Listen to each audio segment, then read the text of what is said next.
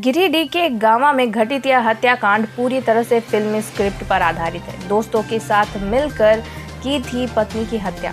प्रेम विवाह के बाद दोनों की बेटी भी हुई। सब कुछ ठीक चल रहा था, लेकिन शक ने घर बना लिया और मनीष ने अपने दोस्त के साथ मिलकर पत्नी की हत्या कर उसे घर के अंदर ही दफना दिया।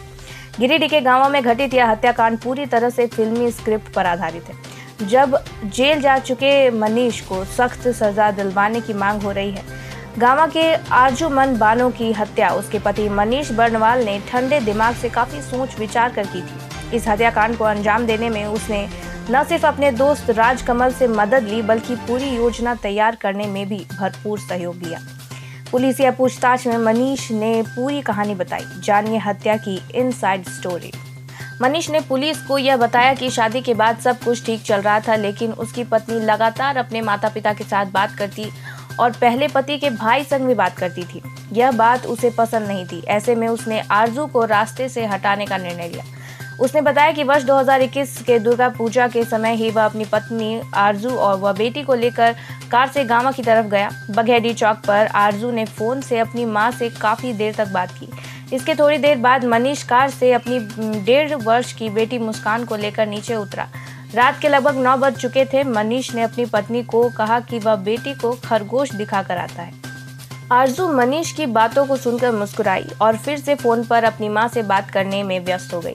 यहीं पर मनीष को मौका मिला और दुपट्टे से गला घोंटकर आरजू की हत्या कर दी, जिसके बाद शव को मालदा ले जाया गया और अपने जिगरी दोस्त राजकमल के घर के कमरे में लाश को दफना दिया और उसके बाद जमीन को सीमेंट से पक्का कर दिया।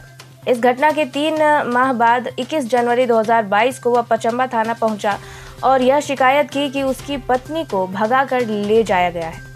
पुलिसिया पूछताछ के दौरान बेटी को लेकर पहुंच जाता था थाना। खुद को लाचार और बेबस साबित करने के लिए थाना में लापता होने की शिकायत दर्ज करवाने के बाद शातिर मनीष आए दिन पचंबा थाना पहुंचता था और यहां वह अपनी बेटी के साथ आता था और पुलिस के अधिकारी को बार बार यही कहता था कि उसकी पत्नी का कुछ पता चला या नहीं। पुलिस पदाधिकारी को अपनी बेटी दिखाता और यह भी कहता कि बिन मां के इस मासूम का बुरा हाल हो गया है। मनीष के इस नाटक को थाना में पदस्थापित पुलिस अधिकारी समझ नहीं पा रहे थे। डीएसपी ने जांच में मनीष पर किया था शक। ये पूरा केस किडनैपिंग से जुड़ा था। ऐसे में डीएसपी संजय राणा ने भी अपने स्तर से अनुसंधान किया। अनुसंधान में मनीष के साथ साथ पचंबा के जीडी बघेड़िया अस्पताल के समीप जिस मकान में बतौर किराएदार मनीष रह रहा था, उसके मकान मालिक से भी पूछताछ की गई। दोनों से बात करने पर डीएसपी को मनीष पर शक होने लगा। इसका जिक्र उन्होंने अपने रिपोर्ट में भी किया और अनुसंधानकर्ता को यह निर्देश दिया कि आवेदक मनीष की भूमिका की गंभीरता से जांच होनी चाहिए। यह भी कहा कि आवेदक ने जो बात कही है और मकान मालिक ने जो बात बताई है, उसमें अंतर है। एक तरफ मनीष अपनी कथित अपहृत पत्नी की बरामदगी की मांग को लेकर थाना पहुंचा था, वहीं आरजूमन की मां और पिता इस बात पर अड़े थे कि मनीष ने ही उसकी बेटी की हत्या कर दी है। बुजुर्ग माता पिता की बातों में पुलिस को भी सच्चाई दिखने लगी। इसी बीच मामले की गंभीरता को देखते हुए एक सप्ताह पूर्व एएसपी अमित रेणु ने विशेष टीम का गठन कर दिया।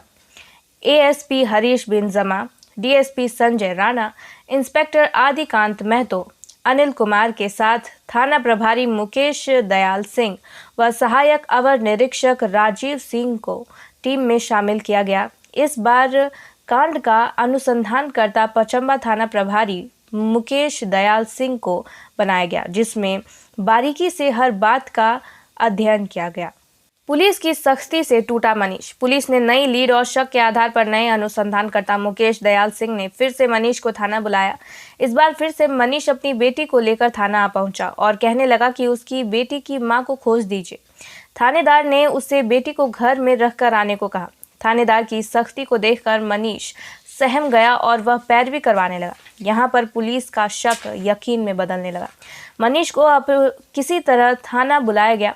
कई तरह की बातें मनीष से पूछी गईं। विशेष टीम में शामिल अधिकारी भी पूछताछ करने लगे। इस पूछताछ में मनीष टूट गया और उसने आरजूमन की हत्या करने की बात स्वीकार कर ली। लाश गाड़ने की बात भी मनीष ने पुलिस को बताई, जिसके बाद गुरुवार की शाम को गांवा थाना क्षेत्र के इंडियन बैंक मालडा के बगल में एक निर्माणाधीन घर से मजिस्ट्रेट की मौजूदगी में मानव कंकाल बरामद किया गया। मानव कंकाल बरामद होते ही पुलिस ने मनीष को गिरफ्तार कर लिया। शुक्रवार को हत्या की प्राथमिकी दर्ज करते हुए जब्त कंकाल को पोस्टमार्टम के लिए भेजा गया। डीएसपी संजय राणा ने पूरे मामले की जानकारी दी। बताया कि इस मामले में मृतक की मां का ब्लड सैंपल व नर कंकाल की हड्डी को लेकर डीएनए फिंगरप्रिंटिंग भी करवाया जाएगा, ताकि यह साफ हो सके कि कंकाल आरजू की ही है। हत्या की प्राथमिकी दर्ज करते हुए जब्त कंकाल को पोस्टमार्टम के लिए भेज दिया गया। मनीष के गुनाह को दोस्त ने दी घर में जगह। इस घटना में मनीष का दोस्त राजकमल भी सहयोगी रहा है। राजकमल ने अपने घर के कमरे में ही आरजू की लाश को दफन करवाया था। इतना ही नहीं, जिस कच्चे कमरे में वर्ष 2021 में लाश को दफनाया गया, उस पर मकान बनाने का काम भी राजकमल ने तुरंत ही शुरू करवा दिया। बताया जाता है कि राजकमल ने नींव खोदने में किसी मजदूर को नहीं लगवाया, बल्कि खुद ही काम करता रहा। बाद में जिस स्थान पर लाश को दफनाया था, उस पर ढलाई भी कर डाली। जो जानकारी मिली है उसके अनुसार राजकमल दूसरे प्रदेश में रहता है और पुलिस उसको भी खोज रही है। मनीष को मिले फांसी की सजा। आरजू के माँ बाप ने कहा कि मनीष को फांसी की सजा मिले। इधर शुक्रवार को मृतक आरजूमन की गांवा थाना इलाके में नगमा निवासी मां रेहाना खातून व पिता मुअज्जम अंसारी ने बताया कि उसने अपनी बेटी की शादी पूर्व में की थी। उसका दामाद व बेटी चेन्नई में रहती थी। साल 2021 में जब उनकी बेटी गायब हुई तो उन्हें उसी वक्त शक हो गया कि मनीष ने उनकी बेटी को मार डाला है। परिजनों ने बताया कि मनीष के घर वाले भी इस घटना से पहले दहेज की मांग कर रहे थे। 2018 में प्यार और 2021 में कत्ल। वर्ष 2018 में दामाद व बेटी वापस आ रहे थे। इसी बीच कोलकाता से ही मनीष उसकी बेटी को भगा कर ले गया। इसे लेकर गांवा थाना में मुकदमा भी दर्ज किया गया है। बाद में दोनों बरामद हुए तो उसकी बेटी यह कहने लगी कि अब वह कहाँ जाएगी और मनीष के साथ ही रहने लगी। हम लोगों ने इसे स्वीकार भी कर लिया। इसी बीच 17 अप्रैल 2019 को इन्हें एक पुत्री भी हुई और सब सही चल रहा था। इसी बीच वर्ष 2021 में दुर्गा पूजा के विजयादशमी के दिन बेटी ने रात में फ़ोन किया और बताया कि मनीष उसे बेटी संग मेला घुमाने ले जा रहे हैं। एक गांवा थाना के कांड संख्या 9/2022 जो धारा आईपीसी की धारा 365 के तहत अनुसंधानकर्ता के अनुरोध पे दंडाधिकारी के रूप में प्रतिनिधित्व किया गया। यहाँ पर एक